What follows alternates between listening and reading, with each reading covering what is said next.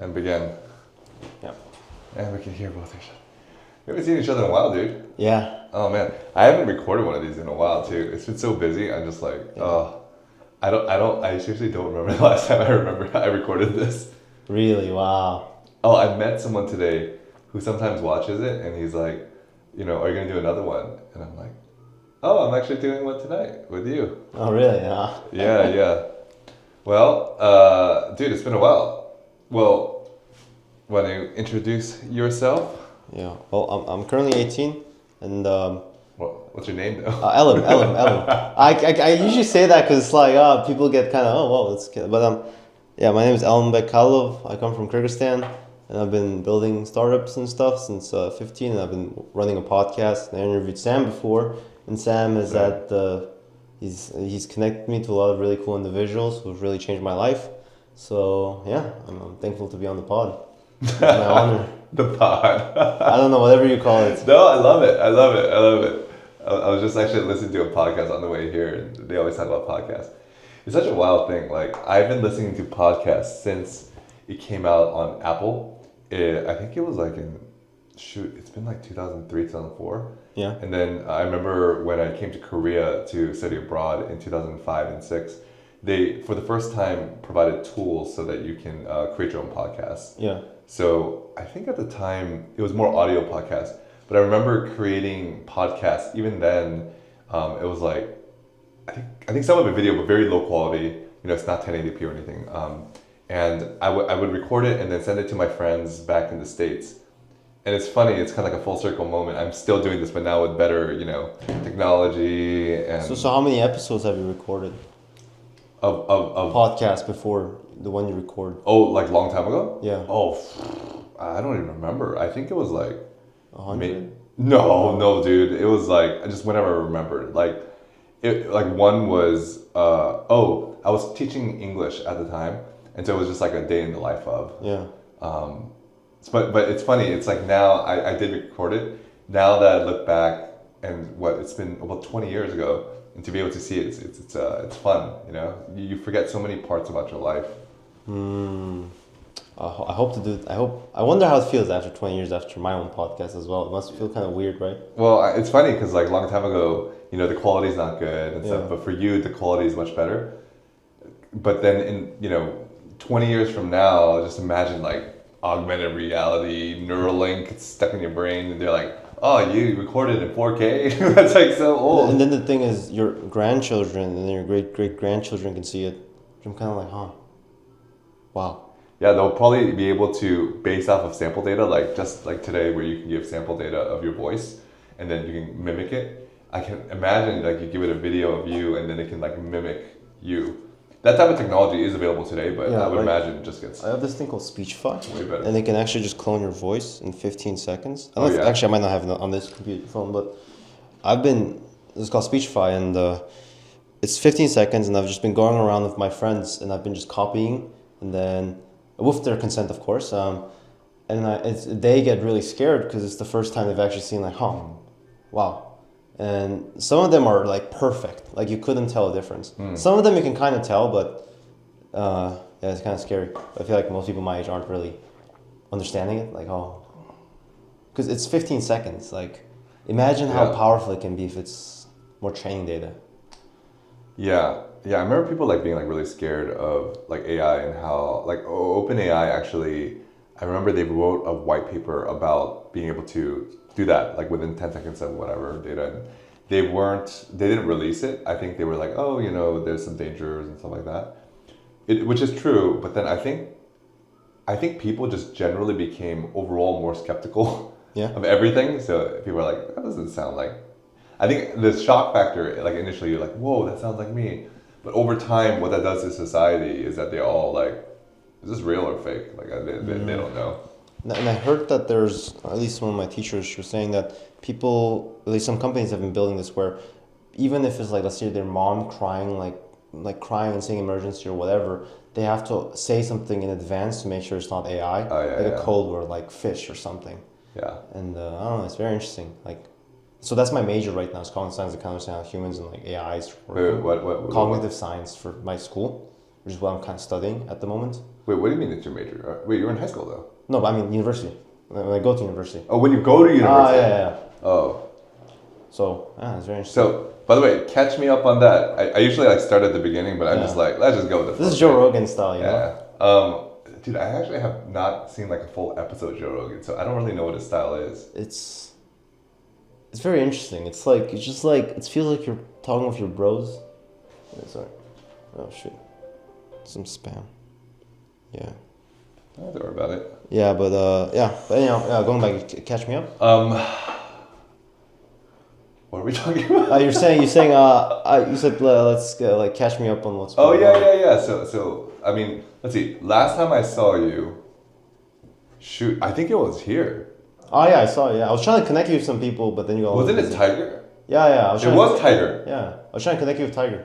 That's right. We literally met right over there. It was for some event. I forgot. I was the startup event for it's like green. I remember it was green. Sure. So you were on your way out with a guy named Tiger, who you're like, hey, Tiger, Sam, and then you left, and then I saw him like a few days later at another event at a dinner, and I'm like, dude, we should meet up and do a podcast, and then we ended up doing a podcast, and I haven't seen him since. But through him, during that podcast, I've met like other people, like Justin. That's how I met Justin. Yeah, and I'm also friends with Justin, so it's kind of weird. Yeah. It's like this weird bubble, like Korean American, somewhat diaspora. But he's not diaspora. Justin is, I think, Chinese. Oh really? Oh, I thought it was Korean. All right. Yeah, Justin Liu. Yeah, he's currently in Asia. Oh. He's like studying abroad. I think it's the power of Twitter, maybe. Yeah. So anyway, you, I think, that's when I last saw you. Yeah. But then, like, kind of rewinding back. How did we get to know each other? We met each other. Rizzo connected us. The CEO Rizzo connected us. Rizzo, the one who runs the Korea's largest foreign entrepreneurship group. Yeah. And he connected us. We hung out, and then. And the nicest accent. That's right. And then. And I hosted the event with you. That's right. Yeah, we were doing the AI event. Yeah. Funny enough, I actually saw a picture of that recently. Really? Yeah, because I'm starting to talk to like different groups about AI, and so let's see. That was like the first time. Oh no, sorry. Technically, the first time was with my friends, my Korean friends, at our place. I was like, I need to tell someone about this AI stuff. Yeah. I'll make you lunch. Just come, and I'm gonna tell you because I need to tell somebody. And then the second one, I think, was with you, and then yeah, it was nice because you took care of all the logistics and stuff. I just like put the presentation together. Yeah, so that was nice. It was like wow. And then I hosted 2 more events afterwards. And it was like, and then I hosted a hackathon afterwards. So it was like, man, it's like after you got that, I was hooked on it because it's really fun building communities. Oh, that was your first event? Yeah, ever. Like I helped host. Oh, really? Yeah. That was cool. Yeah, I mean, it was nice for me because you're just like, hey, I'll take care of the marketing. You create the brochure. So I took a screenshot of the brochure. I was saying like, oh, this, and then I have a picture of me kind of talking. But yeah, I saw that like 2 days ago, and I thought of you. I was like, oh yeah, I'm gonna meet Elim soon. And then after that, I was like, hey, oh yeah, because my friend worked at Spark Labs, and I was like, they have a big demo day. You want to come? And then you came. Yeah, I joined the dinner. It was crazy. Man, that dinner was crazy. They don't do those dinners anymore. Really? Yeah, but it was like this really nice, the pork belly, and it was like really good. And you sat with, I forgot who you sat with. I sat with Bowden. Bowden is. Oh yeah. And now I have his WhatsApp, and I just talk with him, and it's like. He's the one who like told me, okay, this is how you network, this is how you talk with people. Oh really? So I was like, and then I remember it was so cool because I guess you left, but then afterwards there was like a party afterwards. I don't think anyone knew I was like that young, but like I managed to go with them and like there was like a Maybach or something. First time I was driven in like a nice car or something. Oh really? And I was in the back and then I was talking like these like. I think they run the Taiwanese branch for Spark Labs. Oh yeah. I think it's probably like 200, I don't know how much it's worth, but it's like. I'm just talking with them about AI, and I'm just like, hey, I'm sophomore. and it was really fun. It wouldn't have happened if it wasn't for you. I remember the world poker champion. Phil Hellman. Yeah, he was like 2.5 meters. He was so tall, but he was like, tell me your pitch, And then I told the pitch, and then with I think it was not James Ree. I don't know if he's, but he was one of the managers. Turns out he's the dad of a guy in our school. But you know, I pitched them, and then I don't know. It was just the wildest experience in my life because I was like, wow, this is, I guess, closer like what the behind the scenes of like how startup people enjoy themselves. Maybe I don't know. But then Yeah, that was really funny. I remember during the dinner, I was watching it, and you were working the people, you were talking to people. I was like, all right, Alan's got it. Yeah. it was so scary. You don't understand. It's like this. Oh yeah. Yeah, it was like wow. Wow. Yeah. I mean, I thought that was like really cool. Actually, one of the guys that I interviewed on the pod, Yeah. he was one of the first young people that I kind of like bet on. Yeah. Yeah. Like it was- invested on? No, not invested. But so what happened was I was working at a startup, and then we were working remotely, so they allowed you to have a budget for getting like a nice chair. I'm like, well, I sit down a lot, so I should get a nice chair. So I went online, I looked for it. This guy said he sells chairs, but he wasn't responsive. Later on, he was responsive. I met up with him. He started selling me the chair, but this guy was like so professional. He looked young, but like he was super professional. So he said, "Hey, sorry, I was in classes though." He lives in Irvine, so I was like, "Oh, so UC Irvine or one of the neighboring colleges." But he was selling me the chair, and he was so knowledgeable. Like he was like, "Hey," and it's not just knowledgeable. He was so good at sales. Like he's like, "Hey, sit down," but it wasn't like in your face sales, but it was more like I feel very comfortable kind of sales. Like he's like, "Hey, sit down." I'm like, "Okay." He's like, "Hey, what do you feel?" I'm like, "Oh, it feels kind of good. It feels kind of stiff, a little whatever." He's like, "Yeah, so that's what there's a back arc, and that's called." So he's like teaching me, and I'm like, "Dude, this kid's great." And so and then I find out that he's in high school. He is a sophomore, and he is running his business, and he made like several hundreds of thousands of dollars. Yeah. And I'm like, "You are the most impressive 10th grader I have ever met." Like. Yeah. I just want to stay in contact with you. But the reason, and then eventually I got him an internship at my startup. And later on I left, but he's still there. He's still working there. And it was like his first time kind of working in a Silicon Valley startup. Yeah. But I think I went over this when I interviewed him. But the reason I was open to talking to someone young is just like a few weeks before, a bunch of my friends from grad school, we met up, and then one of them had done a startup. They went through YC, and he said his co-founder was like really good at finding young talent, like diamonds in the rough. They're rough yet because they're young, whatever, but they have a certain genius in them. And he's like, he's so good at that. And that stuck in my mind of like, don't write off people just because they're young. And I see this guy, and he's just like really, really impressive. And then I heard his full story. Like now he hired someone like a sales guy, and Wow. it's like I don't know, it's older. It's like 40 or 50-year-old retiree or something like that. How old is he right now? The kid Right now, yeah. he's only like 2 years older than you. I think he's I want to reach out to him then. Sounds sick. 20, I think like 21, Wow. 21, something like that. Yeah. You should first check out the podcast that I did with him. Yeah. His name is Takedo Hayashi. He's fluent in Japanese and English, from what I understand, and he's still running his business. And I think he said he said this on the pod.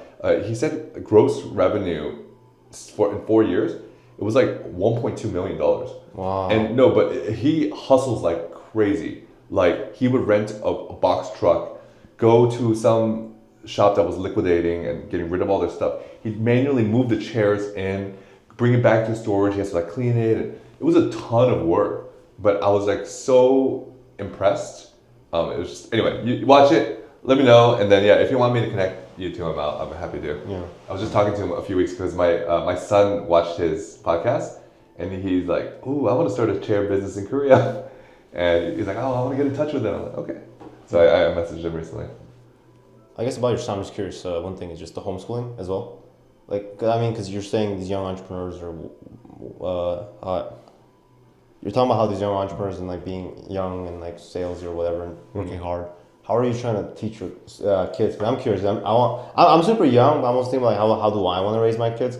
Dude, we're still figuring it out. Yeah. Like, I think it's kind of like when you say, "Hey, I'm doing a startup," people are like, "Oh, they're excited," kind of be positive. It's very similar with homeschool. You either get one reaction where it's like, "Ooh, any problems with your child?" Or that seems very tough, or most common response is, "I can never do that." Yeah. The other responses like yours, like, oh, that's cool, like I want to homeschool. But as you know, like doing a startup with what it feels like versus the reality is like it's challenging. It's challenging. Yeah. It's like ideally you would have a community. We're still looking for a community, or we're like trying to create a community, but it's hard, right? Brother and sister and mom are all together, and we're kind of working remotely. Sometimes I stick my head in, but I would say kind of the two sectors that we're trying to figure this out still, but at least where we are currently, are is, so my son is in 7th grade, and so he's gonna graduate or he's leaving the house in 5 years? Yeah. So we don't have a ton of time with him left. And so we started thinking, well, when he leaves the home, what do we want to have accomplished? And I think like it sits in kind of two broad buckets. One is core skills, like just be a good human being. For us, we're Christians, or like he has strong faith. How to communicate with people, how to be courteous, how to be kind, stuff like that. Persuasion skills, basic writing skills, stuff like that. There's that. So this is kind of like core to whatever you do. There's this other bucket where it's ideally he would have found what he really loves doing. And we have figured out a way, or we've helped him tie that to making a living. So I think it, like, for example, like lately, to give an example, one of the things that he got super into was, I think he saw this on YouTube. You can get aluminum foil and just like wrap it in a ball and get a hammer and start just like compressing it, and just keep doing it. It becomes this ball. And then you can start like polishing it, and so it looks kind of like a mirror ball. So he carried that around everywhere he went. Just pop, pop, pop, pop, pop, pop. And everyone would ask, what the heck is that? And then so he would explain, and then like, he's like, oh, I can help you set it up too. And then like, you had all these kids like making this. So it's pretty funny. Lately, what I got him into was, I got him into coding, because I was taking like a coding class learning HTML, CSS, like JavaScript, very basics. And I'm like, you should take it. You should take this class. And so he took some of it. And then I introduced him to coding with AI. Yeah. And he's like, I don't want to do the coding anymore. But then I think what he's learning is I don't think he realized it, but the reason I was learning coding, that was after I tried to learn AI, because I realized learning AI coding, it's much more effective if you understand like some of the core concepts of programming. So anyway, he got into it, and now like he made a Flappy Bird game, and what was really cool was I told him, did you use do you know Replit? Yeah. Okay, so he was using Replit Agent. That was, actually I interviewed the CEO. I ran into him in the Bay Area. Yeah. Wow. I went to an event and I just met up. His name is Amjad Masad. He's a really great guy. I'm just like, hey, you wanna do my podcast? I have like 20 to 30 subscribers. He's like, yeah, let's do it. So wait, right after at another date, or just during that time when you just met him? I just coincidentally, I was going back to the Bay Area to visit my friends. Yeah. So I was like, hey, I'm gonna be there on Saturday. He's like, oh, cool, we have a holiday party. Like, just come on over. And then we did like a 20-30 minute session. Yeah. So it's on my the channel. So that was really cool. Wow. Yeah. And he's telling stories like he's like with Paul Graham and like Sam Altman. I was like, wow, that's crazy. It's like we had this one guest. I mean, my friend got it in, but it was the ex-president of Y Combinator on the pod, which is like the craziest guest. It's like these crazy guests who you'd never thought of. Like for some reason, they just want to get on the pod. I don't know. It's like if you seem so genuine, I think it's like kind of thing. It's just crazy who you can get. I mean, I think it's similar to the concept of like getting upgrades at hotels. It never hurts to ask. I mean, okay, sometimes it does hurt to ask, but you got to be wise about that. Yeah. But the vast majority of times, it doesn't hurt to ask. And it's like what Michael Jordan's quote is. I don't know exactly, but it's something like, you miss 100% of shots you never take. It's like, take some shots. And like for you, I think, anyway, I think that's really interesting, like you at a young age, being willing to like do entrepreneurship. Because actually, after I record this, I probably want him to watch this, because I want him to see you. Your son? Yeah, I want my son to see other examples of people who are like doing entrepreneurship. So anyway, to finish my thing up, this second group, currently he's interested in coding and making money, but it could be whatever. But I think as of right now, my philosophy is that I would love him have basic skills and find what he's really passionate about. But I would say that one of the core skills that I would like my children to have is entrepreneurship. To be able to always make money and to develop the skill to identify problems in the world and know how to monetize it. Because I think if they have that and all the core skills, they will be able to pursue whatever passion they are, whether it makes money or not. And they don't need to worry about like how AI or technology might affect them. It's like, I think Naval Ravikant was saying, like, if you're a builder, you don't need to worry. Right? So I'm just like, I've been trying to yell that at my friends, like, hey guys, at least try to learn how to build, because maybe your career might change a lot. Just figure out, Yeah, I mean, I think it's building, it's creating. I just feel like mankind they have this innate desire to create. That could be in the form of software, it could be in the form of art, music, whatever it is. I don't know, I think there's just something about creation and the way that you feel when you create, and then when you see others use your creation. Like one example is, by the way, I eventually will go to you because I want to kind of go your story for my son. But one recent example that I'm thinking about is, so I'm teaching the Spark Labs batch about product market fit. Like, what is product market fit? We use those words so many times. What does it mean? And one of the ways that I like to define it is the idea of you have found a customer problem that is so desperate. Like, it's not like, I'd like for you to fix it. It is, I need to fix this to live. Like, it's super extreme. Yeah. That's desperation. That's like product market fit. Selling to those people is very easy. Dude, I totally lost my train of thought.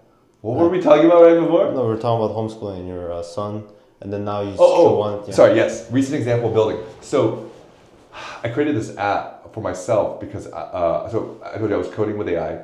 I had a bunch of ideas that I wanted to code, but they were stuck in like my RAM memory and I couldn't get more ideas in because it was almost like subconsciously I knew that, Sam, you can't even handle 2 ideas. Like, why should I let you have like 10 more ideas?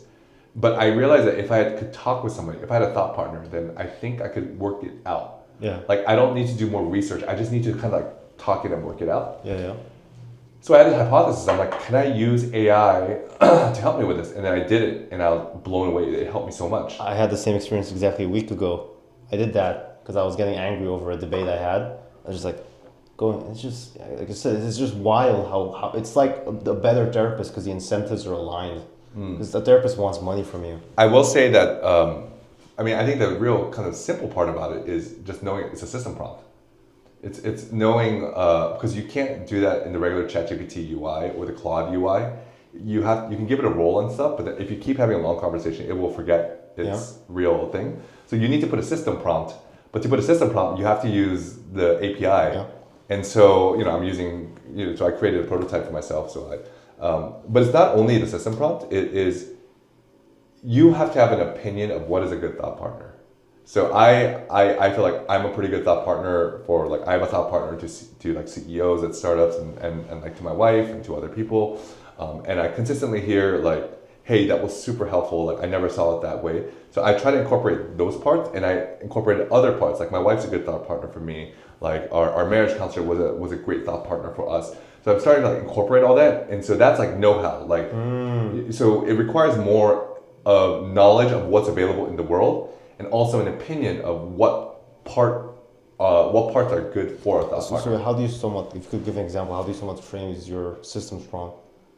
I mean, for example, you'll just be like, hey, be kind. Be kind when you talk to me.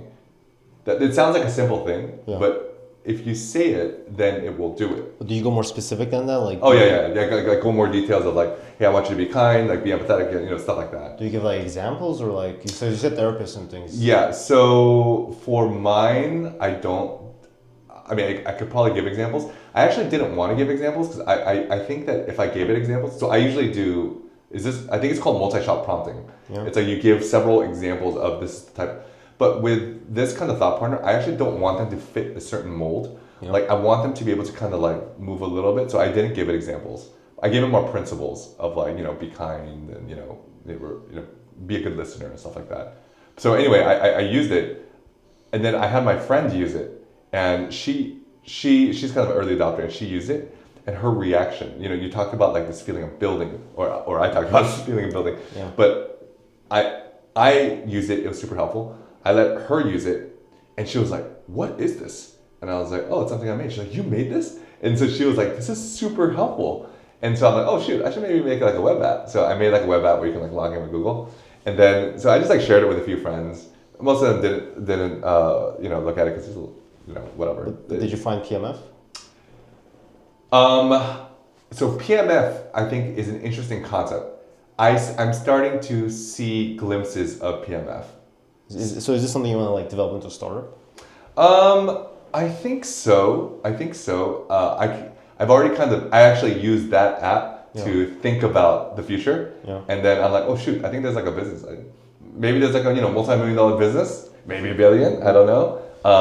But I think that it was more just like the experience of building something, and then I let a few friends use it, and then I didn't even know some friends were using it, and they reached out to me separately. There's this other friend who used it, and she was trying to write her paper, I think like for a PhD, and there was just something blocking her. Yeah. And she didn't know what, and it was just driving her crazy.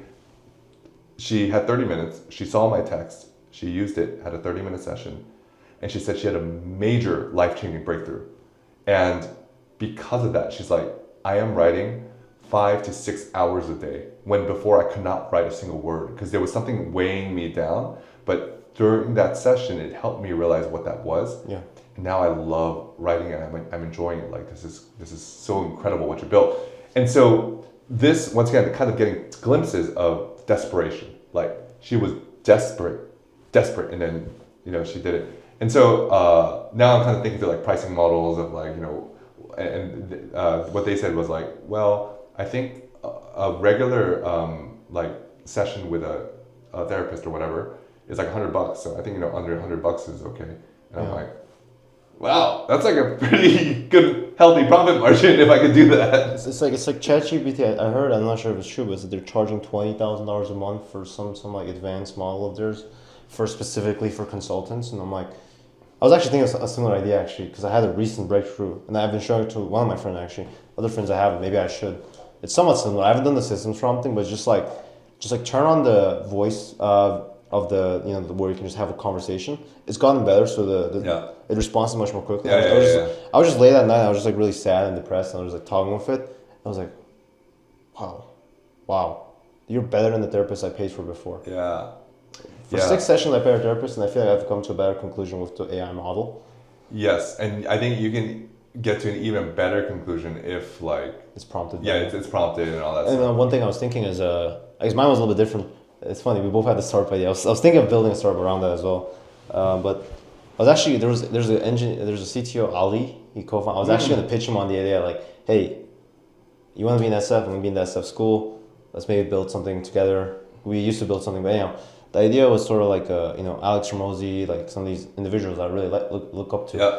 What if we can sort of build a AI model based only on their advice? Yeah. And then also, if they allow it, maybe their own voice, sort of, which I feel like that's a different part, but the context. Because I think there's already things to chat with PDS, but maybe it's the prompt or something, but it's kind of like, it's a little awkward, so you have to prompt it before so it gives you the right answer. Yeah, I mean, I think in the future, like those types of creators, they should probably like license that out. It reminds me of, do you know Grimes? She was the wife of Elon. Yeah, a former. I think they never got married. I think they were just girlfriends. But anyway, this was right when the first kind of like AI music came out, and it was I forget who it was, but there was some ghostwriter that basically created a song. It was like with Drake or whatever, but it went viral, and a lot of artists were like, no, like I think Drake was like, no, don't use my voice. Whereas Grimes was like, I think she wrote on Twitter, she's like, I give open access to anyone who wants to use my voice. But if you make a really hit song, that's fine. Like it's the same as if we collaborated together, which is we split the revenue 50-50. Yeah. And I'm like, that's like a super interesting way of thinking about it. It's a super good deal for all. And so like Alex Hormozy, he has access to everything. He has control over like how he wants to create his voice. And so he's just like, hey, if people want to use it, these are kind of just general standards. I don't want you to like, do inappropriate things, but as long as you're kind of within the realms, use it, and I get a rev share. I mean, I think that's like pretty cool. And I'm wondering how different it is from like YouTube, because YouTube is similar in the sense that you post your content, you have ownership over it, split with the company, but it's like maybe people can create their own avatars and they can sort of control much like how they're on YouTube, right? And then their own voice maybe. I don't know. I think it gets a little bit dystopian, but also, I'm also like the people in the past when the internet was coming, they used to, I feel like, I mean, you've sort of experienced the internet wave. Not calling you old, but like you've kind of experienced it, and it's like, it's okay, you can call me old. I am double your age, so. Yeah, it's crazy, but it's not that crazy. I mean, you're not that old. I mean, I was thinking how long we might live. I was like, one of the reasons I've been doing the daily physical thing is like, I think there's a Sun Tzu quote. It's like, if you wait long enough, your enemies will just like come down the river. Basically saying, I took it literally. Like if I just live longer than some of my opponents in terms of a business perspective, I just win by virtue of it. So if I can take care of my health and like live for 300 years, I don't know, that's a little bit too crazy, but that's been some of my driving force. Like, I feel like if I can live a little bit longer, I can compound what I'm working on more. Yeah. So I can create bigger scale and I can become more wise, as long as my mental faculties. Yeah, I mean, I think like with Blueprint, Brian Johnson's Blueprint, and like, I think with AI, I think the thing about AI is it accelerates like our work, our thinking, all that stuff. So that means it accelerates other parts like robotics and, you know, science and medicine and stuff. So, I mean, I wouldn't be surprised if they, in the next 10 years, 20 years, find some huge breakthroughs where it allows people to live longer. Yeah. And then I think people are kind of afraid about food, but I'm like, well, the same AI that helped make these breakthroughs there, I think they would make breakthroughs in other areas too. Yeah. By then, maybe we're on Mars, you know? And in terms of agriculture, I just had a debate about billionaires not giving money for food shortages, and I was checking. So they're asking for $6 billion, and I was just talking to ChatGPT like, what's the actual like reason behind it, and can actually $6 billion sell? Like, what are you talking about? About the start like world hunger, like people can't get enough food because that's what you mentioned. Mm-hmm. And I was talking to ChatGPT about it. He was like, someone said they can solve it with $6 billion?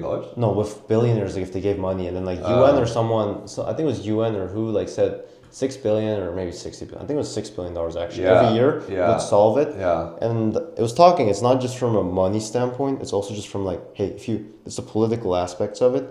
I guess the reason why I'm talking about this was, I actually don't know, but that's okay. No, I think it was because because people are talking about AI and like shortages and those things, but a lot of it is not because of AI, or AI will aid in it, and a lot of it's just like humans that are causing the problems. Yeah. I mean, I think that what people underestimate is they're like, AI will have an impact on this side, and they're like, oh, it's going to be negative, we're not going to have enough food or whatever. But they forget to extend that same AI impact to every other aspect of life. And it's like, we're going to have crazier cars, transportation, and all that stuff. So it's going to get kind of bonkers. But going back to your quote, I think that is interesting of the whole you can outlast people. Yeah. I think that's going to actually be a competitive advantage in the world of AI entrepreneurship, because it's like this. It's like, so I remember there was a study, or some professor did the study where he split his class in half, and he's like, half of you take a photo every day. Take a photo every day, and then you'll be judged on the quality of your work at the very end of the semester. You guys don't even have to submit any photos, but just that one last photo at the end of the semester. Yeah. Who do you think got? The one who consistently, right? Yep. So they basically kept practicing, refining, whereas these guys are kind of like, you know. So the point is, the more reps and sets you get, the better you are. So I'm going to extend that to AI entrepreneurship, and that same concept with photography. With the digital camera, you had suddenly anyone could be a photographer, and you just had a ton of photos being taken. It's just a lot of them were bad photos. Yeah. So bad selfies, blurry selfies. But also there were some people who kept at it, and they kept practicing, and they got really good, and now they're making a living or whatever, right?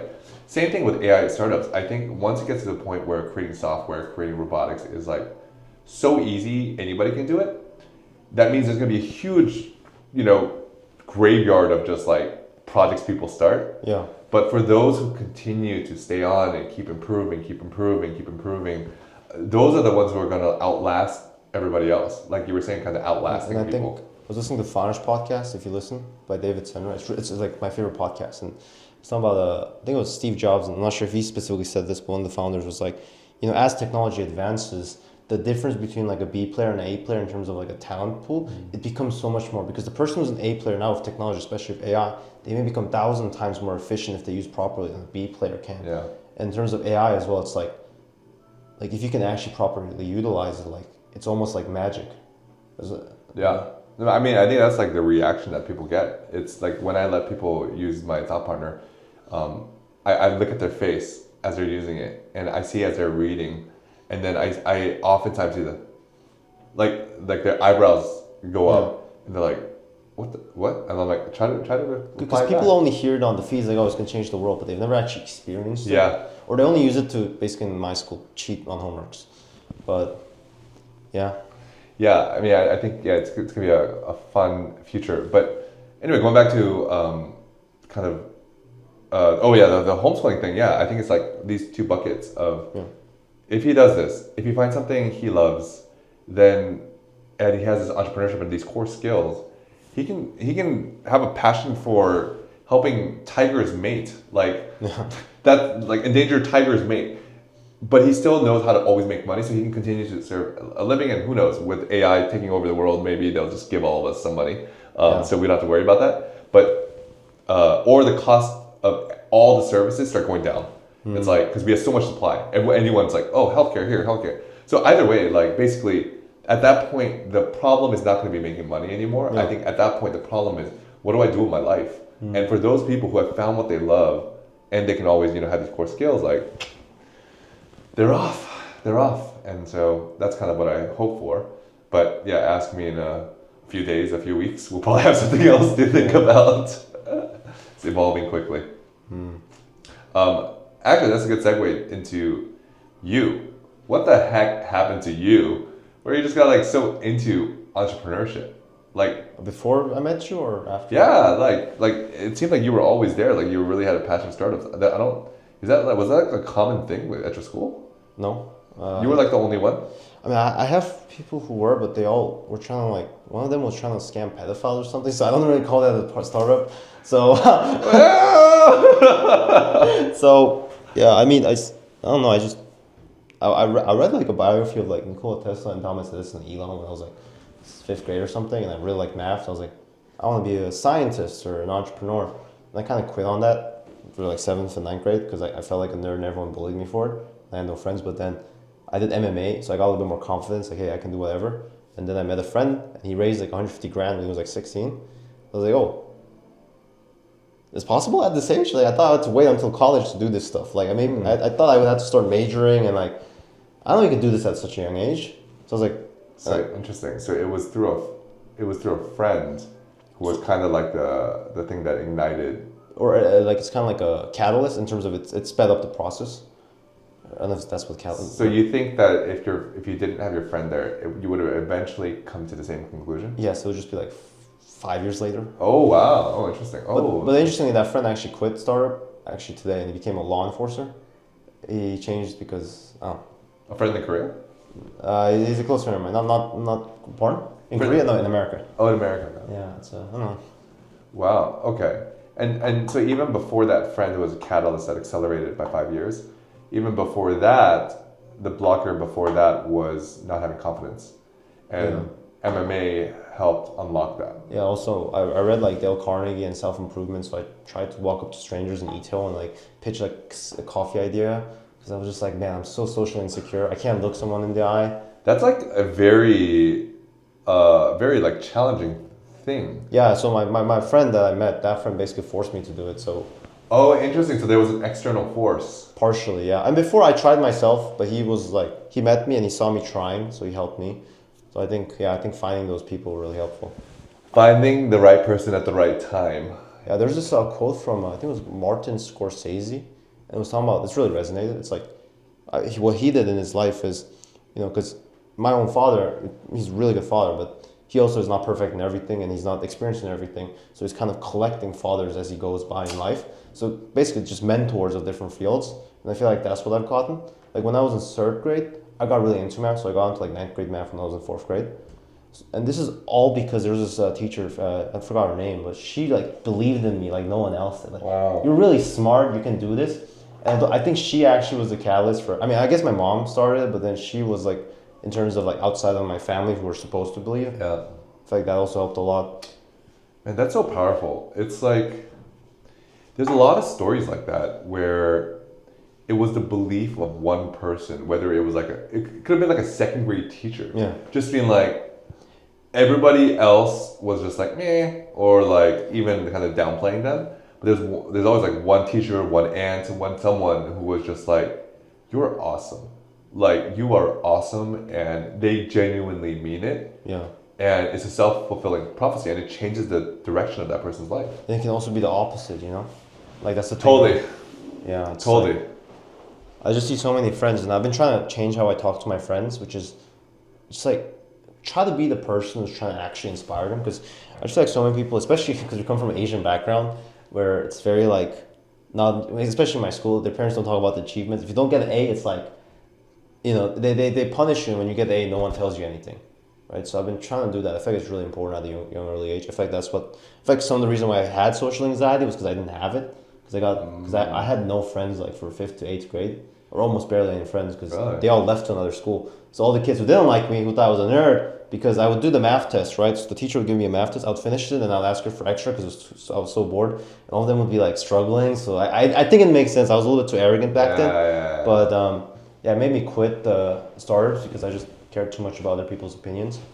But then I realized I was in freshman year and I've been doing this, and I got pretty popular in my school. Like, people respect me, and it's like because of startups and these things. Because I'm going out the door, and I feel like if you do that for a prolonged, because initially people make fun of you, right? Really? Yeah. Because it's like. Do you remember like the first time you shared something and like people made fun of you? I don't know the first time. I just remember most recently I was just making this AI like was it airplane? Because you know Peter Levels or something. He made flight up. So I was trying to make it for my own. So I was trying to see, and I made it. And I was showing it to my friends. You made a video game. Yeah, like just online. Well, you can't play it right now, but it's super simple. It's just like WASD just goes up, and you know, I shared it, and then one of my friends, not even a friend, a classmate in the back, he was just like, "Yeah, you made an AI. It sucks." And I was just like, I just felt down, but I feel like I've had that constantly. I showed my podcast, and they're like, "Oh, the quality isn't that good, or it's not growing that fast. Are we still doing that thing?" You know, or one of the guys is like, "It's not even making any money," and people say that. And even when I built the startup, which made a little bit of money. I think it was after I interviewed you in the summer break. It was still like, I don't know, it's a lot of it is just myself talking to it. I think it was at a young early age. Outside of startups, even people just say negative things generally. It's like people are very But why do you think they say those negative things? I've thought about my entire life. I also think I put too much attention to it because I'm sometimes insecure. But also I feel like they say it because of insecurity as well. It's kind of like I was listening to Charlie Munger, and Charlie Munger was saying, you know, people think the world is driven by greed, but a lot of it's by envy. And I do wonder, I was thinking from the position of some of my friends, it's like they aren't really hopeful of what's going to happen. They're not really clear, and they just sort of following what their parents are. And maybe because their parents are kind of abusive or whatever may have happened. I would understand from their point why they might be envious of someone who seems free and who seems to be doing things out of passion. And I don't know. So I mean, how do you deal with that? Criticism. The criticism? I mean, it's not too much now. I think initially it's like... Yeah, but initially, like when you did face that criticism. I think I just having friends to talk with, right? Having friends to talk with. And I built a small... I think this is so helpful. I built a WhatsApp startup group. I don't converse there. I converse there randomly, but it's just like 20, I think it's 30 people. It's just all people who are building, and they all cheer each other up, and I think that played a big role. Also, just like people... Like if someone believes in you strongly and they really care about you, that will probably defeat like, you know, 100 people who don't believe in you, because then that person's like, oh, I can just think of that person. And 100 people kind of molds into like one villain. I don't know.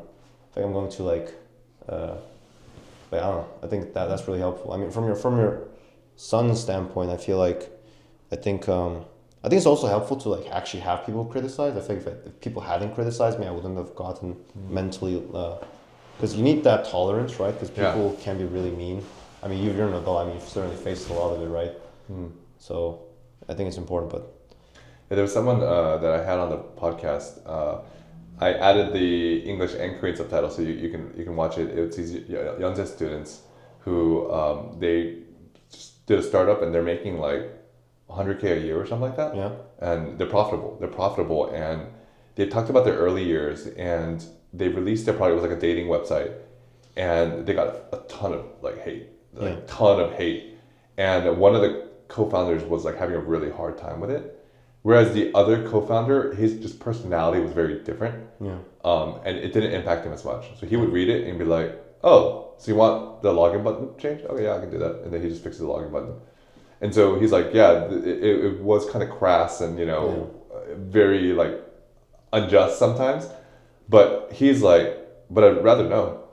So he took it very not personally. Yeah. And the other founder who was having a hard time with this, he's like, I'm glad that he could read it. So I think there's like this element of like co-founding, if you can find a good co-founder who has kind of different skill sets and different strengths than you. Yeah. So they can like help balance that. Yeah, that's been like a big emphasis. Like I've been just trying to find co-founders, like people who fix it, because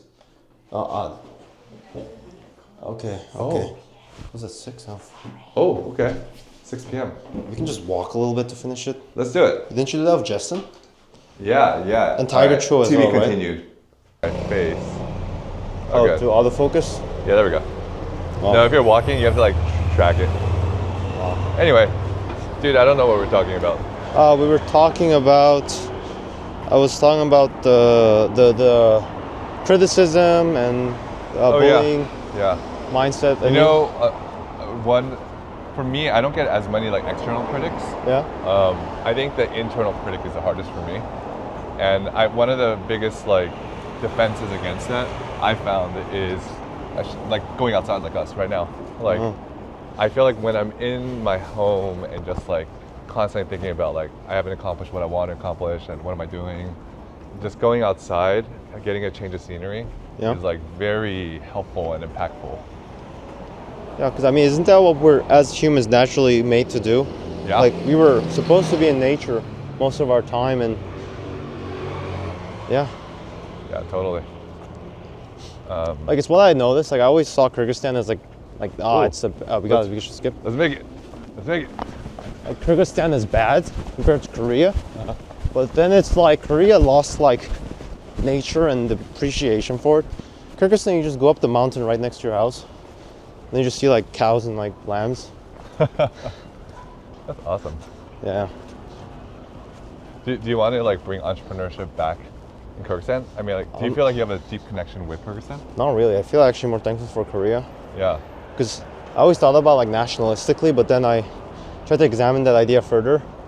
And I realized it's kind of made up. Like our ethnicity is kind of brand new. It doesn't have as old of a timeline as maybe Koreans might have. And I don't know. I think the political structure of Kyrgyzstan is not ideal. I know people like, they're not really open, and then they do things to you. And I feel like maybe going to Nepal. I heard Nepal is a good place to build schools. Oh, I was thinking of doing it in Nepal, because I'm not sure why I should like specifically, be biased towards my own ethnicity. But I feel like I should probably help a little bit because no one else is going to care about it as much as I do. Yeah, but it'll develop over time too. Oh, I see someone from my class I know. 안녕하세요. 안녕하세요. 감사합니다, 혜진님. 안녕하세요. 그냥 친구랑 포드카스트 하고 있어요. 네. Oh, this is Spark Labs? Yeah. What we'll do is we can go up onto the. Let's go to like the 3rd floor. With a third floor? Oh, walk? Okay. This is sick. All right.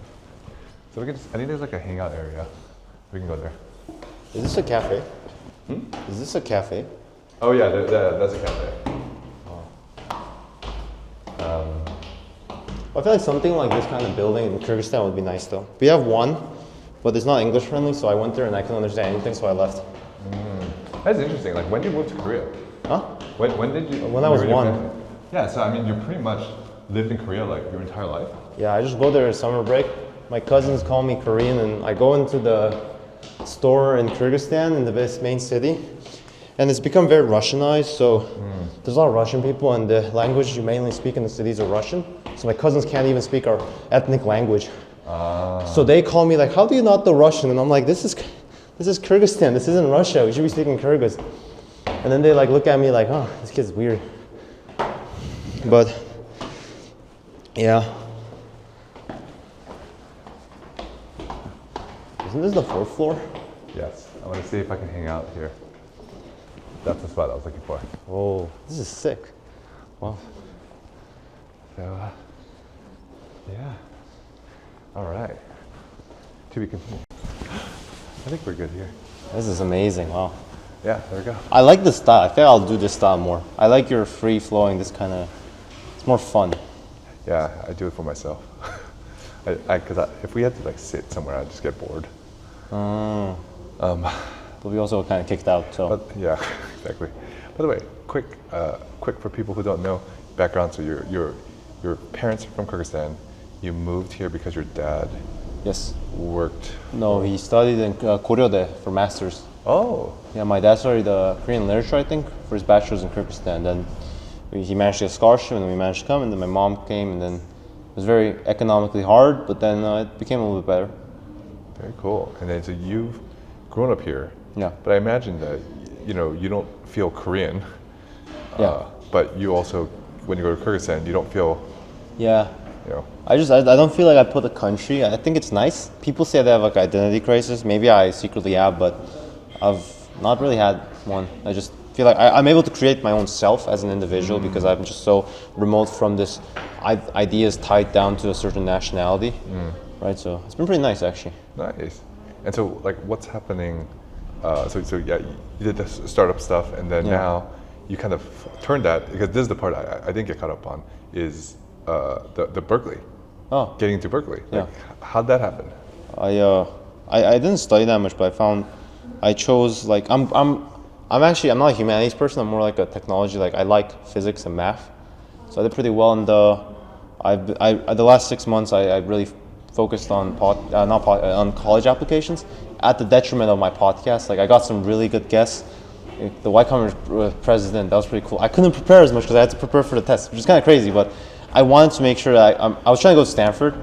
They rejected me, but I got rejected as well. really you applied for bachelor's. I applied, yeah.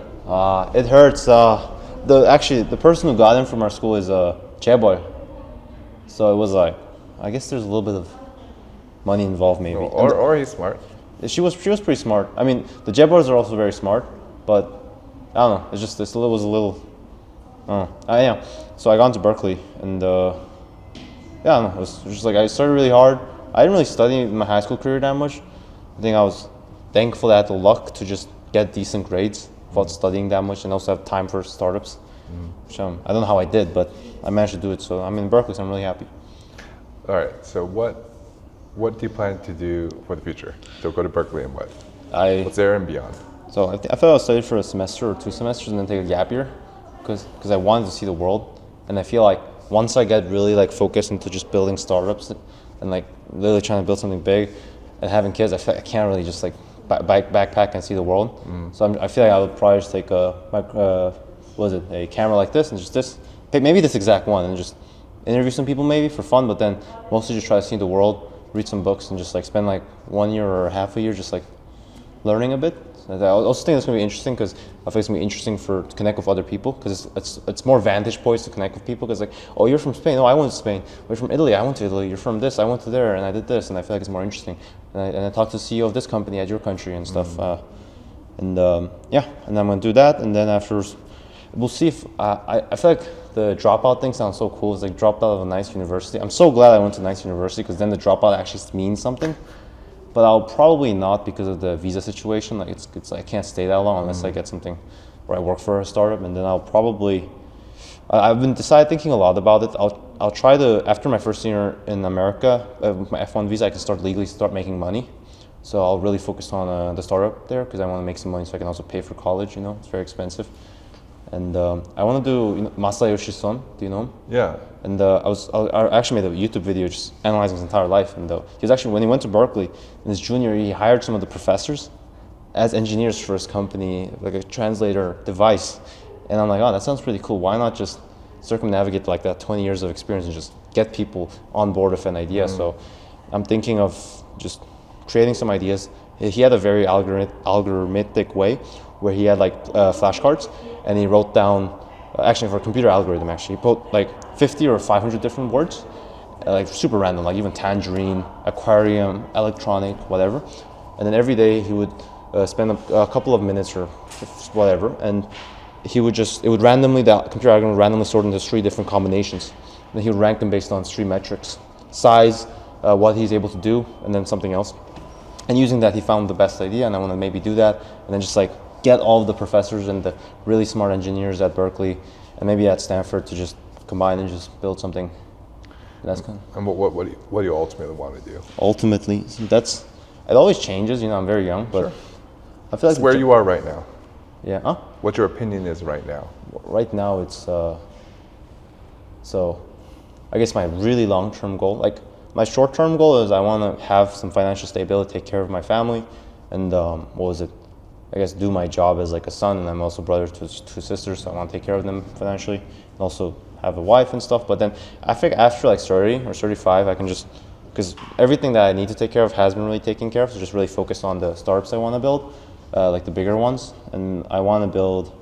I feel like I have a lot of my parents were doctors and physicists, so I feel like I should go in that direction. I was thinking of like AIs to just cure cancer, AIs to like cure big problems, I feel like, in biology, and then also physics-wise, maybe in physics directions, just like, because I feel like AI can really accelerate physics, and it's really cool because I want to go to space and I want to be in Mars and stuff.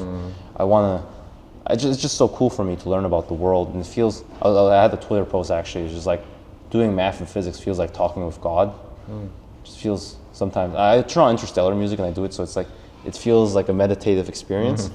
But maybe it sounds weird, but yeah, I don't know, something along those lines I'm thinking. But yeah, that's sort of the angle, and just keep building that company, and sort of like what Jensen Huang is saying, like I'm not trying to do this for 10 years or 20 or 30 years, like it's like 100 year. I think it says 3 decades, but I think I can live a long time, so why not just make it 200 years or something? And also do the daily gym videos I'm doing until I die, because I think it's going to be pretty cool, like just a very high number, make it almost so that maybe Tiger might beat me, but I feel like I'm younger than him, so I'm probably going to live longer, so I'll probably beat his record. Just outlast him. Yeah. Okay, let's see. What other questions on the top of my head? What advice would you give to my kids? So they are in 7th grade Yeah. and 3rd grade. Wow, So- they got older. So I think you would probably give different advice to those ages. So what advice would you give to the 7th grader? 7th grader. I don't know. When I was in 7th grade, I feel like a part of it is just like don't take too much advice. Just do stuff. Like just keep doing stuff. Like I think it was Sam Altman saying, it's like you learn more from action than inaction. Yeah. I think it was someone else actually, but it's like I feel like that's really true, because I feel like I've been stagnant for the last 3 months. Because of maybe college applications, but also just like I haven't been doing things, and I've been in this place where I'm just thinking all the time, and I feel like it gets you nowhere.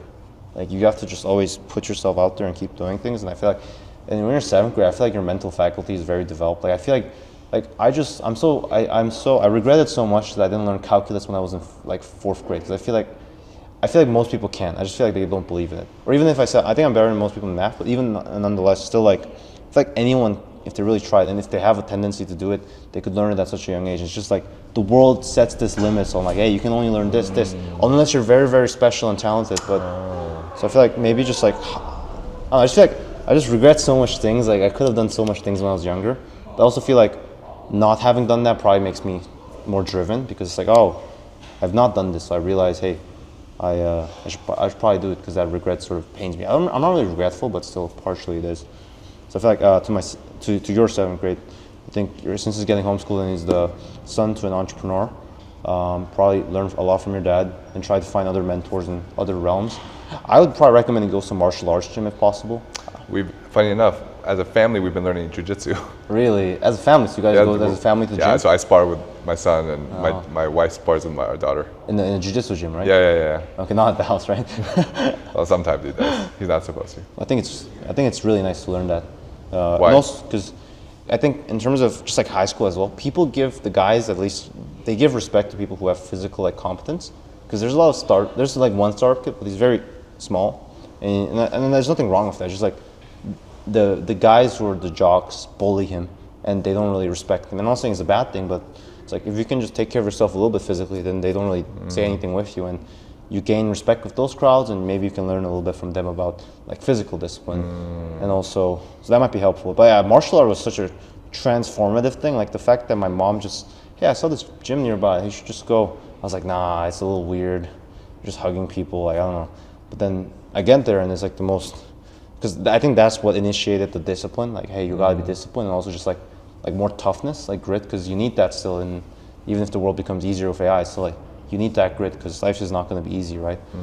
Like when I was reading Elon Musk's biography, it was just like the Walter Isaacson one you actually recommend. It's like, wow, that's for if you want to achieve big things outside of politics or whatever you might believe in, but still in terms of business, like, man, it takes so much pain tolerance. It's actually crazy.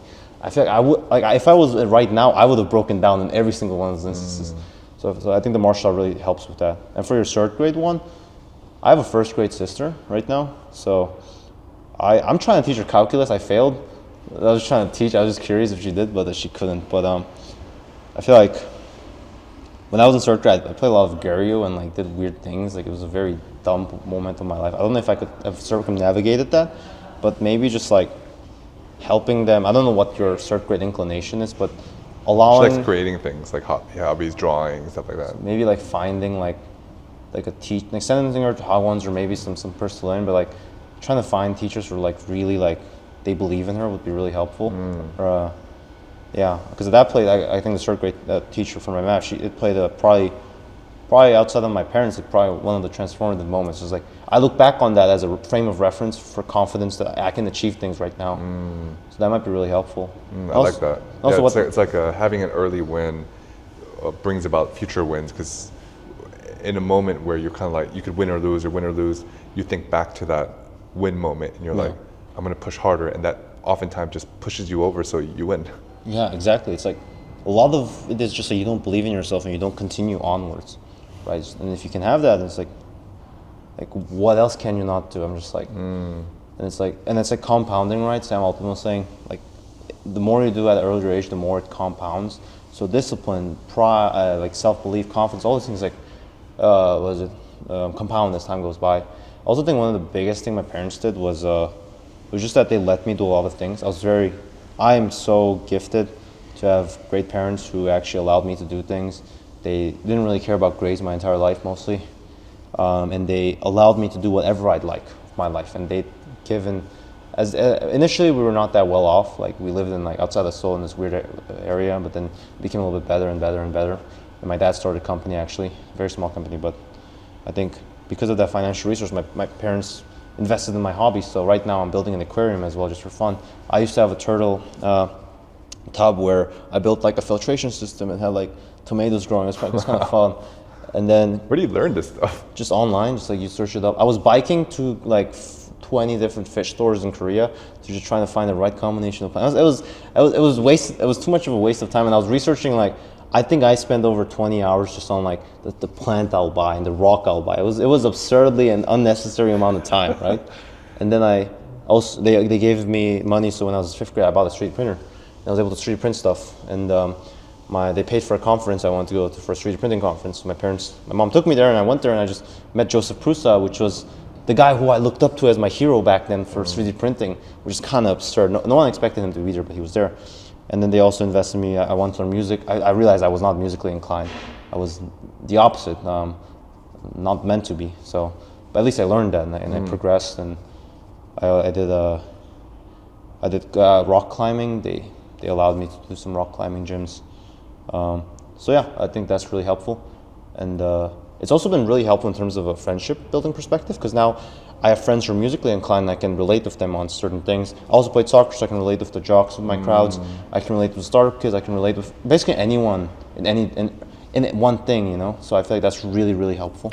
We've been reading this book called The Hard Thing by Ben Horowitz. Yeah, it was really good. In the beginning, he talks about that, where he was friends with the jocks. He was also friends with the nerds. And he said his ability to be able to cross different areas, he was able to bring that to the startup world too, and understand different, like, you know, whether it's marketing or this customer or whatever. He was able to relate to different people. So he said it was like such a great investment that he's so glad that happened in his life. So how did it helped him able to communicate and cross-pollinate? Yeah, I think within the company, but also I would imagine also with customers, like just people who are different than him.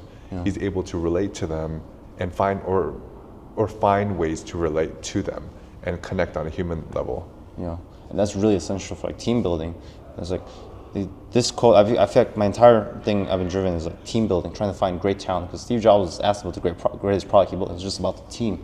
I feel like the skill you develop is such an important thing, which maybe it doesn't have immediate benefit at its early stages, because when you're building a startup in this early stage, you're just like yourself and maybe a co-founder. But after a certain point, it's just about great talent, right? You got to automate it. I was talking with Natsu, Lodifile's founder, and he was just showing me how his entire structure went. He showed me how the boarding went, how it was like, wow, you put a lot of effort into just hiring great people and making sure you built this. And I'm like, maybe, and that seems like the essence of maybe company building.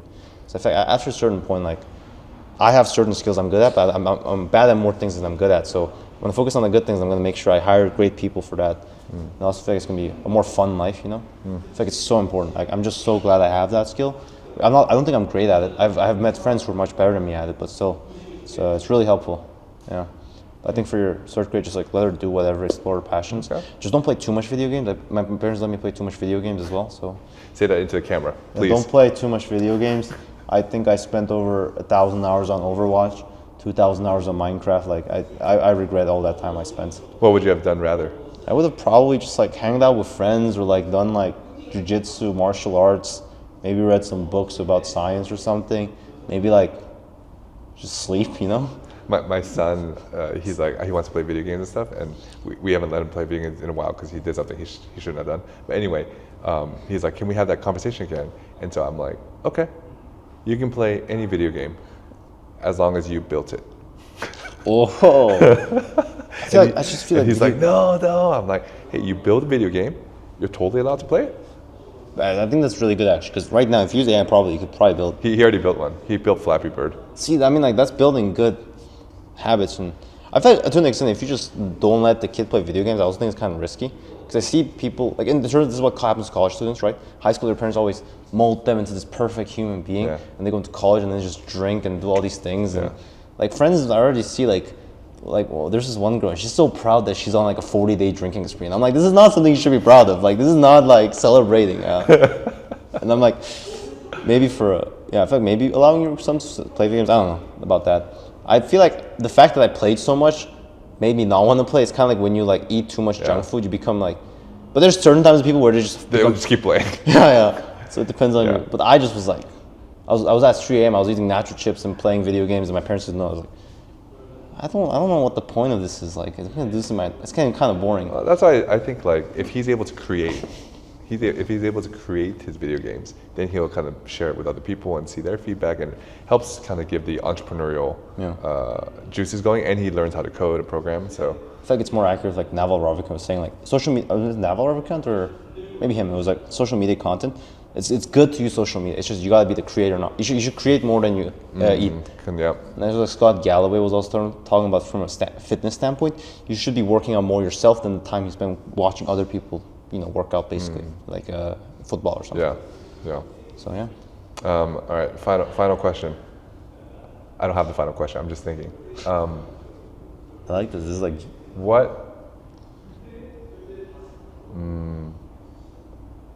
What do you think is, if you're talking to someone who's like interested in entrepreneurship, and obviously you're very passionate about it, what is the one thing that you would tell them? Like young? Whatever. There's a one thing that you're like, I need to say this about why I love entrepreneurship so much. Why I love it?